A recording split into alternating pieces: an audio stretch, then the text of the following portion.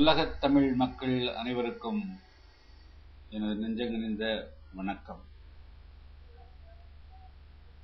ஈழத்தில் தங்களுடைய சுய நிர்ணய உரிமைக்காகவும் பாதுகாப்புக்காகவும் ஏறக்குறைய அரை நூற்றாண்டு காலத்திற்கு மேலாக தமிழ் மக்கள் போராடி வருகிறார்கள். அவர்களுடைய போராட்டத்தின் பல்வேறு கட்டங்களில் பல்வேறு விதமான தாக்குதலுக்கு ஆளாயிருக்கிறார்கள். குறிப்பாக கடந்த ஆண்டு இதே மே மாதம் 12ஆம் தேதி முதல் 18ஆம் தேதி வரையிலும் அவர்கள் மீது நடந்த தாக்குதல் என்பது 21ஆம் நூற்றாண்டில் உலகின் வேறு எந்த பகுதியிலும் எந்த இன மக்கள் மீதும் நடைபெற்றிராத ஒரு மிகப்பெரிய கொடிய தாக்குதல் ஆகும். உலகெங்கும் இப்பொழுது ஜனநாயகத்திற்கு ஆதரவான குரல்கள் எழுந்து வருகின்றன. சமூக நீதிக்கு ஆதரவான குரல்கள் எழுந்து வருகின்றன. மனித உரிமை மீறல்களை கண்டிக்கக்கூடிய வகையில் தனிநபர்கள், சிறிய குழுக்கள், அமைப்புகள் என்று ஓங்கி குரல் கொடுத்து வருகிறார்கள். ஆனால் இந்த அத்தனை குரல்களும் தமிழ் மக்கள் என்று வருகின்ற பொழுது மௌனம் சாதிக்கின்றன. கடந்த ஆண்டு மே மாதம் 12ஆம் தேதி 13, 14 ஆகிய தேதிகளில் முள்ளிவாய்க்காலில் 30,000க்கும் மேற்பட்ட இளைஞர்கள், யுவதிகள் ஒரே இடத்தில் ஒரே நேரத்தில் கொத்துக்குண்டுகளுக்கு பலியானார்கள். பட்டவர்த்தனமாக ராஜபக்சே அரசு போர் விதிகளை மீறக்கூடிய வகையில் அப்பாவி தமிழ் மக்கள் மீது ஏவிய அந்த மிகப்பெரிய வன்கொடுமையை இன்று வரையிலும் பெரிய அளவிற்கு சொல்லக்கூடிய அளவிற்கு கண்டிக்கக்கூடிய வகையில் எந்த விதமான செயல்களும் உலகினுடைய எந்த நாட்டிலிருந்தும் எழவில்லை.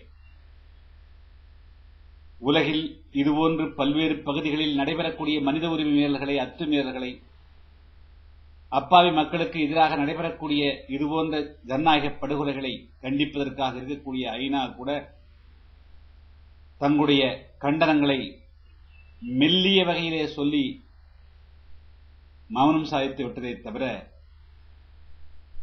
இந்த வன்கொடுமையை தமிழ் மக்களுக்கு எதிராக நிகழ்த்திய ராஜபக்சேக்கு எதிராக ஒரு ஆணித்தரமான ஆக்கபூர்வமான நடவடிக்கை எடுப்பதற்கு எந்த முயற்சியும் மேற்கொள்ளப்படவில்லை. தமிழகத்திலே 6 கோடி பேர், உலகெங்கும் 80க்கும் மேற்பட்ட நாடுகளில் 10 கோடிக்கு மேற்பட்ட தமிழ் மக்கள் இருந்தும் கூட நாம்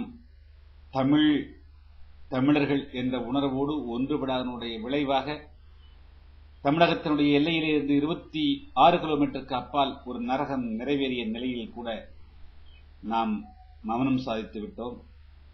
இங்கே ஒரு மிகப்பெரிய எழுச்சி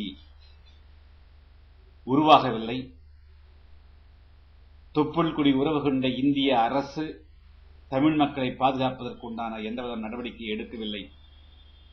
இந்த மிகப்பெரிய ஒரு துயர சம்பவம் இன்று மட்டுமல்ல, நேற்று மட்டுமல்ல, இந்த காலம், இந்த உலகம் இருக்கின்ற வரையிலும் இந்த துயர சம்பவம் தமிழ் மக்கள் மத்தியில் நீங்காது இடம்பெறும். இது ஒரு வலி சுமந்த வாரமாக மட்டுமல்ல, மாதமாகமல்ல, வலி சுமந்த யுகமாக என்றும் தொடரும்.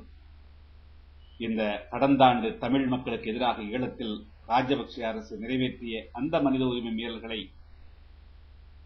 உலகினுடைய பார்வைக்கு கொண்டு வரவும், உணர்வற்று உணவு மட்டுமே பிரதானமாக கொண்டு உலகெங்கும் வாழக்கூடிய தமிழ் மக்கள் மத்தியிலே அந்த தமிழ் உணர்வை உண்டாக்கக்கூடிய வகையிலும் நாம் கடந்து வந்த பாதையை திரும்பி பார்த்தால் தான் கடக்க வேண்டிய பாதை தெளிவாக தெரியும் என்பதற்கு இணங்க கடந்த கால நிகழ்ச்சிகளை நினைவிலே கொண்டு இன்றில்லாவிட்டாலும் என்றாவது இந்த ஈழத்தமிழ் மக்களுக்கு ஒரு நிரந்தரமான தீர்வு கணக்கூடிய வகையில் தமிழ் ஈழம் அடைந்தே தீர்வோம் என்பதை உலகத்தமிழ் மக்களுக்கு உணர்த்தவும், உலக நாடுகளுக்கு உணர்த்தவும், இன்று வரையிலும் தமிழ் மக்களுக்கு எதிராக நடைபெறுகின்ற இந்த மனித உரிமை மீறல் அவர்களுடைய மௌனத்தை கலைக்கக்கூடிய வகையில் நாம் மே மாதம் 12ஆம் தேதி முதல் 18ஆம் தேதி வரையிலும் வலி சுமந்த வாரம் என்று அனுசரித்திருக்கிறோம்.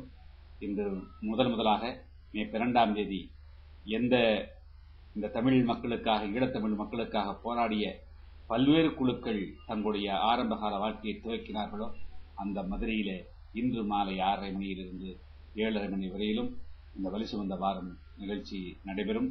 தொடர்ந்து 13ஆம் தேதி நெல்லை, 14ஆம் தேதி திருச்சி, 15ஆம் தேதி சேலம், 16ஆம் தேதி கோயம்புத்தூர், 17ஆம் தேதி விழுப்புரம், 18ஆம் தேதி சென்னையிலே என்று தொடர்ச்சியாக 7 நாட்களும் புதிய தமிழகம் கட்சியின் சார்பாக இந்த மகத்தான வலி சுமந்த வார நிகழ்ச்சி நடைபெறும். இதில் தமிழ் மக்கள் ஜாதி, மதம், மற்ற வேறுபாடுகளுக்கு அப்பாற்பட்டு அனைவரும் இந்த நிகழ்ச்சியிலே பங்கு கொள்ளுமாறு அன்புடன் வேண்டுகிறேன். வணக்கம்.